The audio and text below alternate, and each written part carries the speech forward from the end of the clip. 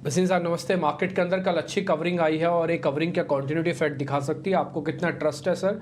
आपका जो नियम कल के बॉटम बने हैं वो हफ्ते के इस महीने के बॉटम हो सकते हैं? थोड़ा आइडिया दे सकते हैं सर?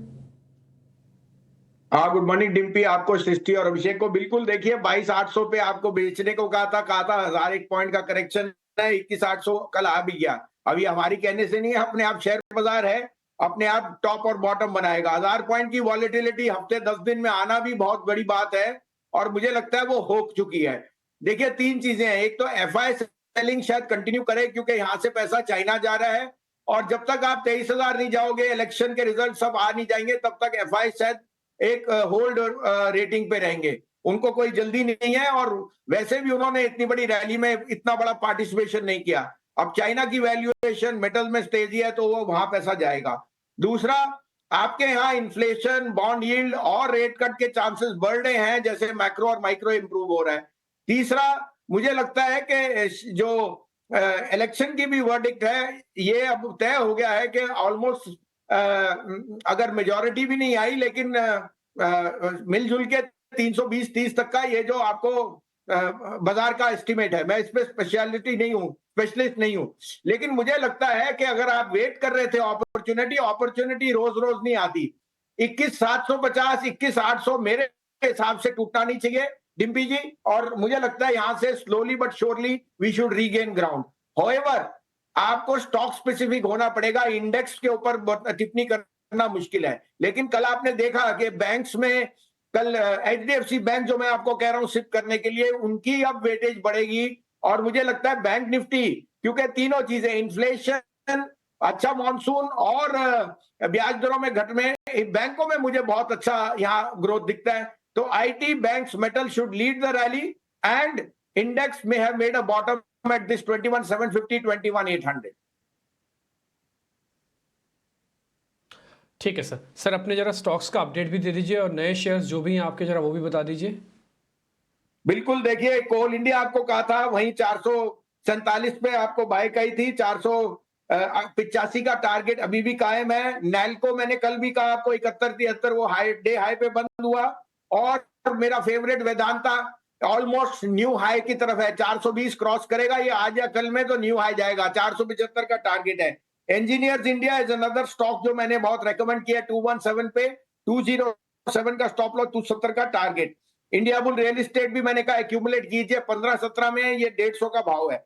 आज आपके लिए 3 पिक है। देखिए, मेरे लिए group of the year 2024 and beyond is AB group.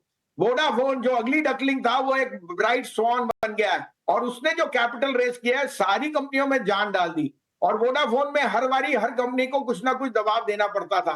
आज की डेट में I think Vodafone is the golden goose जो आगे जाते हुए ये सारे ग्रुप को री रेट करेगा। तो मेरे सारे पिक्स वहां है। वोडाफोन पे मैं पहले भी आपको कह चुका हूं, 25 से कम मत बेचना एक साल में।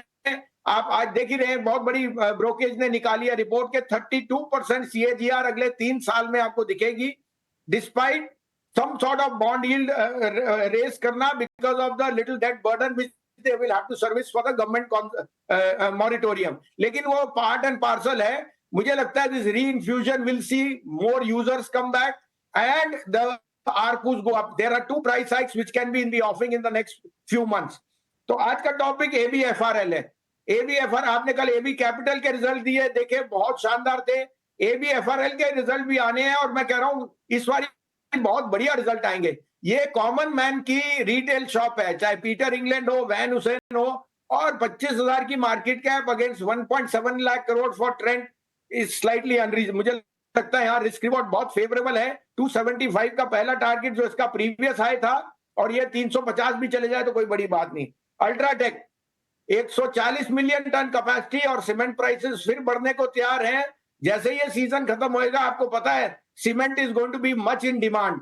जिस तरह से कंस्ट्रक्शन कैपेक्स गुड चल रहे हैं, अल्ट्राटेक मेरे हिसाब से वापस 10,000 का टारगेट 9390, 10,000 मिनिमम टारगेट है। इसके ऊपर ये 11,000 12,000 भी चले जाए तो कोई दो राय नहीं, ये सबसे ब्लू चिप स्टॉक है टू ओन।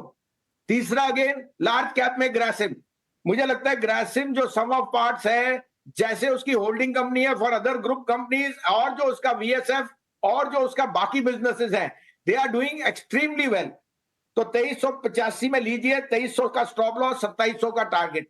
ये तीनों ब्लू चिप स्टॉक्स मेरे को लगता है यहां से आउट परफॉर्म करेंगे।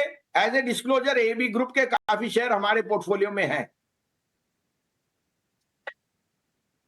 ठीक है, तो आज तीनों के तीनों शेयर वसीम साहब, आज तीनों के तीनों शेयर आज आदित्य बिरला ग्रुप के बढ़िया है। Aditya Birla fashion retail limited, UltraTech और ग्रासिम, ये तीन शेयर आपको खरीदारी के लिए वसीम साहब की तरफ से।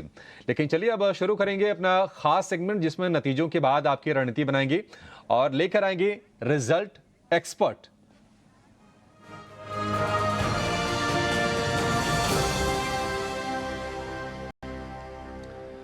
शुरुआत करेंगे वसीम साहब, जेएसपीएल से नतीजे आए हैं। अनुमान के मुताबिक प्रॉफिट हुआ है डबल इसका और मार्जिन में भी 2% के आसपास का इंप्रूवमेंट है।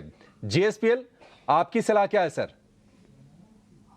Sir, price speaks for itself. 550 600 वाला 1000 हो गया और सब अब डाउनग्रेड करेंगे ऑब्वियसली। क्या रिजल्ट दिए, क्या मार्जिन आया है, आई थिंक कोई भी डिक्लाइन मिलिए। देखिए, मैं ये भी नहीं कहना भूल गया, हिंडाल्को भी उसी ग्रुप में है और मुझे हिंडाल्को, वेदांता, और कोल इंडिया, ये चारों, और नैल्को, ये बहुत बुलिश है। चाइना में एक तरह से एक न्यू रिवाइवल आया और ये ग्रोथ स्टॉक्स चलेंगे, तो आज हो सकता है प्रॉफिट बुकिंग आ जाए जेएसपीएल में। But JSPL has been an outlier in the steel space, और जिस तरह से उनका इंटीग्रेटेड सेटअप है, मुझे लगता है जेएसपीएल तो 1200 रुपए का भाव हो जाएगा इन द नेक्स्ट 1 ईयर। अभी हाउएवर आज के लिए थोड़ी सी प्रॉफिट बुकिंग आएगी क्योंकि everything is in the price. आज थोड़ी प्रॉफिट चेकिंग आ सकती है, लेकिन साल भर में 1200 रुपए का लक्ष्य। शैलेट होटल्स, इसके भी अनुमान के मुताबिक नतीजे आए थे। आय में 24% का ग्रोथ है, प्रॉफिट यहां पर डबल से ज्यादा हो गया है और मार्जिन में भी इंप्रूवमेंट है। शैलेट होटल्स, ये कंपनी आपको कैसी लगती है वसीम साहब? अभिषेक जी, कंपनी तो सारी अच्छी लगती है, लेकिन इंडियन होटल भी 4 गुना हो गया, आपका लेमन ट्री भी हो गया, शैले होटल भी बढ़ गया, और वो बता रहा है कि इंडिया का डेमोग्राफिक प्रीमियम कैसे बदल रहा है। ये सीजन अगेन जो हॉट समर होता है, यहाँ जो टियर 3 टियर 4 में होते हैं होटल, जो do well, but I think अभी ये सब कुछ प्राइस में है। प्राइस में मुझे इतना लंबा कोई जंप नहीं दिखता, because they will be consolidation और अभी थोड़ा टाइम लगेगा। तो बाय ऑन डिप्स होएगा, अभी होल्ड की strategy. Buy on dips, hold की स्ट्रेटजी। सनोफी ने नतीजों से निराश किया है। रेवेन्यू में 74% गिरावट है, मुनाफे में 77% की, और हालांकि मार्जिन थोड़ा सा इनका इंप्रूव हुआ है। सनोफी कमजोर नतीजों के बाद वसीम साहब क्या करें, निकल जाएं जिनके पास है? नहीं, देखिए, इनका रिजल्ट तो वन ऑफ हो सकता है, मैंने पूरे रिजल्ट का नियंत्रण नहीं किया, लेकिन मार्जिन बढ़ा है। ये ब्लूएस्ट ऑफ ब्लू चिप्स है। स्टॉक महंगा है और चीप भी नहीं है, लेकिन मुझे लगता है आपको होल्ड करना चाहिए, एक आध क्वार्टर और देखना चाहिए। ये एक वन ऑफ होएगा जिस कारण से इतना एबिटा घटा हुआ है, और वो आपको अंदर मार्केट उसकी बैलेंस शीट पूरी देखनी पड़ेगी किस कारण से था। ये एक पेडिग्री स्टॉक है जो over a period of time बहुत आउट परफॉर्म है। मैं इसमें ये कहूंगा कि अभी होल्ड कीजिए या वेट कीजिए, let the market settle down, results का एनालिसिस थोड़ा और हो जाए, then you can again rework your thing, but don't sell it in a panic. Panic में बेचना नहीं है सनोफी को। बीएलएस ई सर्विसेज, रेवेन्यू में हल्का उछाल है, लेकिन प्रॉफिट में हिट है 56% का, और इसका मार्जिन भी घटा है। हालांकि ये शेयर पहले चला बहुत है बीएलएस का। बीएलएस को लेकर आपका व्यू क्या है सर? हाँ, तो देखिए, ये सीजनल फैक्टर है, आपको पता है जिस बिजनेस में है वहां पे उतार चढ़ाव रहता है, और क्वार्टरली नंबर्स ट्रैक करना इसके लिए अच्छा है। लॉन्ग टर्म ये बिजनेस अच्छा है, बट आई वुड से होल्ड इनटू दिस। हाउएवर, मैं अगर अपनी एडवाइस समझूं तो I still think Indigo is a better play on this, क्योंकि इंडिगो में जिस तरह से वो फ्लीट एक्सपेंशन कर रहे हैं और ट्रैवलर्स की ग्रोथ है, मुझे इंडिगो बहुत पसंद है। ठीक है, इंडिगो पसंद है बीएलएस ई सर्विसेज के मुकाबले। एक आखिरी शेयर वसीम साहब, जीआईसी हाउसिंग, मुनाफे में 4% की ग्रोथ है, लेकिन इसके अगर हम एनआईआई की बात करें, वहां पर 14% की भारी भरकम कमी है, पीपीओपी में भी कमी है। जीआईसी हाउसिंग क्या करें? नहीं, आई वुड सजेस्ट आप जीआईसी से निकलिए और एलआईसी हाउसिंग लीजिए, या सबसे बड़ी चीज लेनी है हाउसिंग में तो एचडीएफसी बैंक लीजिए, क्योंकि उसमें एचडीएफसी भी आ जाता है, और आपको मर्जर के पास जो फ्लैटनिंग ऑफ रिटर्न मिल रहे हैं वो over a period of time बहुत बढ़िया एक अपॉर्चुनिटी है, क्योंकि सूनर रादर देन लेटर आपकी जो निम्स है they will start to show up on the upside, और आपको सबसे बड़ी मॉर्गेज कंपनी एचडीएफसी जो मिल रही है बैंक, और बैंक के साथ I think it's a dual win for you. अगर आपका थोड़ा सा लंबा नजरिया है तो I would say go overweight on HDFC Bank. That can be an outperformer, maybe not in the next 3 months but in the next 1 year definitely.